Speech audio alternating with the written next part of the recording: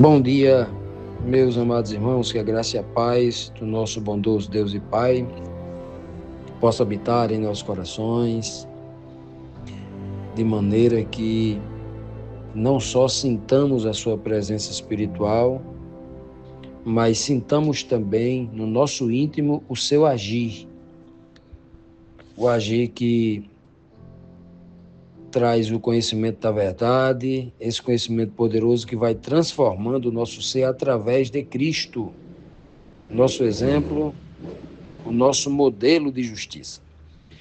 Pois bem, amados, vamos dar continuidade à nossa lição bíblica diária. Ontem, no domingo, nós iniciamos essa lição aqui, no capítulo 13 de Coríntios, de 1 Coríntios. É um tema desafiador, né? Falar do amor, um dom maior. Paulo começa logo criando uma série de cenários, né? De que não há nada relacionado a dons espirituais maior do que o amor. Isso é o que Deus quer nos conceder, o amor, que é algo muito maior, é o maior de tudo, o maior de todos.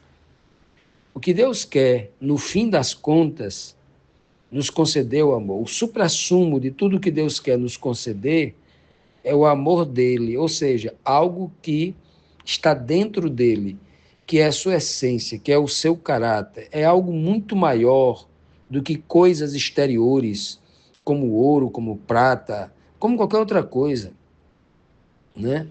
Então, é um capítulo muito desafiador tratar desse tema, mas vamos pedir aqui a unção do Espírito de Deus para que a gente compreenda. Não compreender amor como as conceituações que os homens criaram aqui na Terra, diminuindo isto, porque é algo muito maior, né?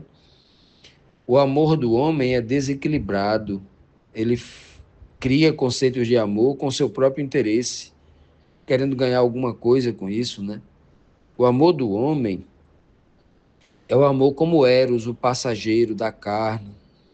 O amor do homem permite a injustiça, porque ele tem medo de... É um amor falso, que tem medo de dizer o que está errado, né? Tem medo de pedir perdão, tem medo de se humilhar. É um amor falso, né? É um amor assim, muito desequilibrado. Agora, o amor bíblico aqui é tão difícil de falar sobre ele, ou é tão difícil de fazer as pessoas compreenderem, que Paulo cria aqui uma série de cenários. Ainda que, né? Ele cria uma série de cenários.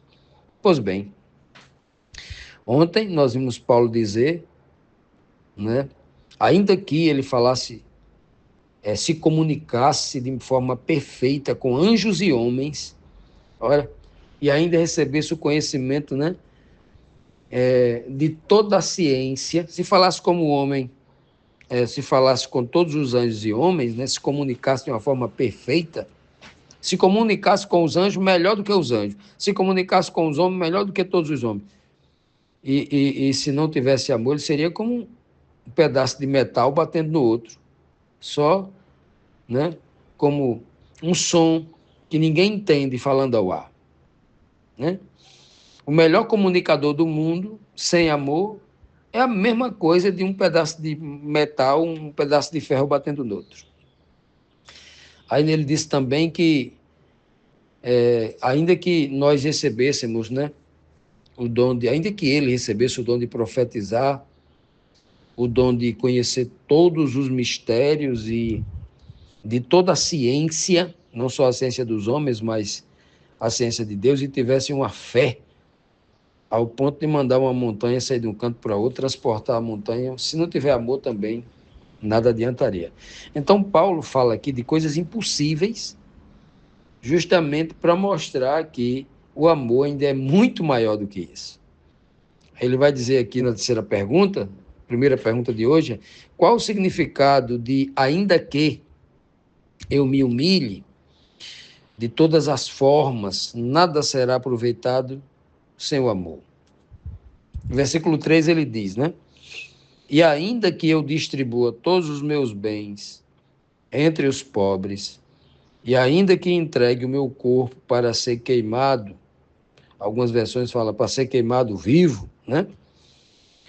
Porque tem gente que entrega o corpo para ser queimado depois de morto, né? Fazer a incineração do corpo, né? Mas aqui é vivo. Ainda que eu entregue em vida meu corpo para ser queimado vivo, né?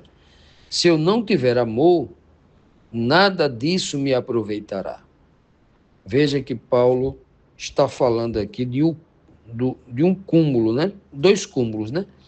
Primeiro, é entregar tudo o que você tem como uma demonstração de caridade. Pegar todos os seus bens, aquilo que o Senhor Jesus falou para o jovem rico, ó, vai lá, vende tudo que tens, depois tu vem e me segue. Aí você já vai garantir um galardão no céu. Olha, se aquele jovem rico tivesse ido, vendido tudo que tem, entregue aos pobres, tivesse voltado para Jesus apenas por medo de perder a salvação e não por amor, também não adiantaria nada. Né? Agora, se ele fosse lá, vendesse tudo que tem, por amor às pessoas, entregasse aquilo por amor, é outra coisa, né? E aqui ele diz também, ó, ainda que eu entregue meu corpo para ser queimado vivo. Ou seja, você entrega tudo que você tem no bolso, toda a sua riqueza, e entregar o seu próprio corpo. Entrega tudo, até você mesmo. Se você fosse capaz de, olha, eu entrego o meu corpo para ser queimado vivo, não por amor a um amigo, ao meu filho, à minha família, né? Porque se eu não, quem vai ser queimado é eles, eu preciso, mas não porque eu tenho amor por eles, mas porque eu dei minha palavra e porque eu quero deixar na história o meu nome, um legado. Já estou no fim da vida mesmo, né? Isso aqui é uma demonstração de heroísmo. Olha só, se não for por amor, nada disso adianta. A razão pela qual a gente deve fazer as coisas é por amor, não por medo. Porque quando a gente faz as coisas por amor, a gente não faz, tudo que se faz sem amor, de forma religiosa, a gente faz para agradar a si mesmo, ou para, né, buscar alguma realização para atender o próprio espírito, atender a própria alma, os próprios desejos escondidos, né? Então, a grande verdade aqui é que até mesmo o cúmulo de o homem entregar sua própria vida, se Cristo, por exemplo, tivesse entregue sua própria vida na cruz do Calvário, em meu lugar, se ele tivesse feito isso sem amor, Deus não aceitaria. É o que Paulo está dizendo aqui. Veja que o que motiva Cristo a dar sua própria vida é o amor. E o que manteve ele lá na cruz, né, para não descer da cruz, foi o amor que ele sentia, um amor verdadeiro. E Deus aceitou o seu sacrifício porque ele entregou desta forma. O Deus que consegue ler a alma, consegue sondar o nosso espírito, os nossos pensamentos, é esse que aprovou o sacrifício de Cristo. Continuando, amados, vamos aqui para a nossa quarta pergunta, que diz assim: como o apóstolo Paulo define o que é amor? Qual o significado espiritual desse conceito que ele cria aqui, né? E por fim, a terceira pergunta: quem é o amor? O amor não é o que, não é algo, é quem, ligado à pessoa. Será que é isso mesmo? Vamos ver aqui. 1 Coríntios 13, versículo 4 até o 7. Diz assim: o amor é paciente, é benigno. O amor não arde em ciúmes, né? No caso aqui, não, ciúme no sentido de inveja, né? O amor não se ufana, não quer ser melhor do que ninguém. Não se ensoberbece, não se conduz inconvenientemente, não procura os seus interesses, os seus próprios interesses, não se exaspera ou não se desespera, não sai do seu senso comum, não sai da sua razão, não se ressente do mal, o mal vem contra ele, ele fica ressentido o resto da vida com aquilo, né, sem perdoar, tal. Não se alegra com a injustiça, mas regozija-se com a verdade. O amor tudo sofre, tudo crê, tudo espera, tudo suporta. Então, quando aqui nós não temos aqui a resposta, né? Obviamente, está implícita. Quem é o amor? Né? A terceira pergunta. Nós não encontraremos aqui nesses versos essa resposta. Mas nós sabemos a resposta, né? Para esta pergunta, quem é o amor, né? Embora não esteja nesse verso, está implícito, né? Está implícito essa verdade. Mas vamos nos deter aqui para entender aqui a definição que Paulo fala de amor e tirar aqui ensinamentos espirituais desses conceitos que ele cria aqui, né? Nós poderíamos dizer que Paulo aqui está preocupado em conceituar o amor? Não, de maneira nenhuma. Então, Paulo aqui está dizendo o que o amor é e o que o amor não é. Paulo está dizendo que o amor é algo que se parece com a paciência, com a bondade, com a benignidade, ou seja, você agir com bondade sempre, né? Ele está dizendo que o amor não está ligado aos ciúmes, às invejas, né? À soberba, ao engrandecimento, o egocentrismo, ao comportamento inconveniente, né? Hoje nós temos muito isso, né? O marido que está com uma esposa que vai para um evento e ali ele se comporta de forma inconveniente, causando mal-estar para a esposa, até um ciúme, coisa desse tipo, ou vice-versa, a mesma coisa, né? Tanto faz. Ser inconveniente num restaurante, ser inconveniente no trabalho, ser inconveniente na igreja, ser inconveniente dentro da família, é causar situações em que as pessoas percebam que naquilo há injustiça, que aquilo não há verdade, que aquilo não há pureza de coração, né? Isso é inconveniente e é terrível. Então veja que o amor não está ligado a isso. O amor não está ligado aos próprios busca dos próprios interesses, ou seja, o ser egocêntrico, egoísta. O amor também, quando se tem amor, a pessoa ela não perde a razão para fazer uma bobagem, uma besteira. Não se exaspera. Exasperar é agir de forma desequilibrada e injusta, sem uma razão verdadeira, correta. Se exasperar é sair da razão.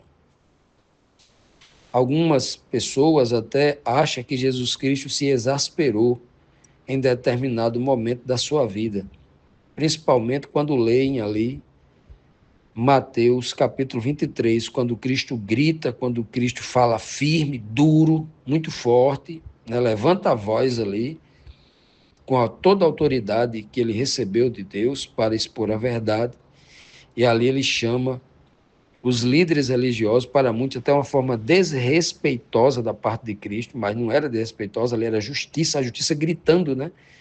Porque eles tinham ido longe demais com as suas falsidades, né? E aí Cristo chama ele de hipócritas, sete vezes, né? Chamam eles de cegos, que, ou seja, ao chamar de cego, estava dizendo que eles eram incapazes de estar ensinando alguém porque eles não enxergavam. Como é que eles estavam apontando o caminho da verdade se eles eram cegos, né? Ou seja, então eles não eram para estar ali. Cristo estava destituindo eles da posição de sacerdotes, de mestres, etc., né? E muita gente entende que Cristo se exasperou. Negativo. Se exasperar é sair da razão. E tudo que Cristo estava falando ali de voz estava sendo justo. Ou ele falou alguma mentira. Né? Quando o sujeito se exaspera, ele se excede. Ele cria a injustiça e cria a mentira. Mas o caso de Cristo, não. Então, nem toda pessoa que fala alto, que fala firme, essa pessoa se exaspera, sai de si. Ela pode estar falando com firmeza, mas dentro da razão, da justiça, da verdade, né? Então, veja bem, ó, não se ressente do mal, ou seja, não fica ressentido, não fica guardando mágoa, tem dificuldade de perdoar, né? Não é a dificuldade de perdoar alguém que passa um mês com dificuldade, mas depois perdoa. É aquela pessoa que passa a vida inteira, aquilo fazendo mal a ela, e ela, né, não consegue perdoar de jeito nenhum a pessoa. Então, o amor verdadeiro, ele não se comporta dessa forma. Aí, por outro lado, qual é a mensagem linda aqui? É que se eu buscar esse amor verdadeiro, eu vou me livrar desse problema. O ressentir mal já não é mais, né, um problema que eu devo me preocupar, porque o amor vai vencer isso, o amor vai limpar isso do meu coração, da minha vida. O amor, ele também não se alegra com a injustiça. Nem a pessoa vendo os outros fazerem a injustiça, e nem também ele próprio fazer a injustiça. Não se alegra, né? Não tem como fazer isso. O amor, na verdade, Paulo conclui agora dizendo o que amor é. Ele começa dizendo o que amor é. O amor é paciente, o amor é benigno. Aí ele começa dizendo que o amor, depois ele parte para o que o amor não é. Aí ele conclui agora dizendo o que o amor é. Ele volta para a ideia do que o amor é. Ele se deteve muito tempo aqui dizendo o que amor não é. Aí ele vai voltar para o que o amor é. Ele fala assim, olha, mas o amor, ele se alegra, ele se não é nem se alegrar, né? É que fala regozijo. Regozijo é um gozo, né? A palavra gozo está implícita aqui nessa palavra aqui, né? Está dentro dessa palavra. Gozo é algo muito maior do que uma alegria. Não é porque tem gente que se alegra até quando outro toma um tombo, uma queda no meio da rua. Não é isso. Aqui o regozijo é um gozo, é algo que você sente dentro da alma. E aquilo dentro do seu espírito, algo que faz bem na mente e ao corpo todo. Você sente aquela injeção de energia positiva, né? Isso é gozo. Então, regozije-se com a verdade. O amor é aquele que mantém-se firme nesses princípios, mesmo sofrendo, em todo o sofrimento. O amor se mantém firme sem perder a crença, nunca abandona o que ele crê, né? O amor, ele mantém-se firme na promessa de Deus, ele espera naquilo que Deus prometeu, porque ele ama a Deus, ele espera que Deus cumpra tudo o que prometeu. E o amor, como ele tudo sofre, tudo crê, ele também tudo suporta. O amor suporta até a morte. Esse é o maior poder que Deus tem e quer dar de graça a cada um de nós.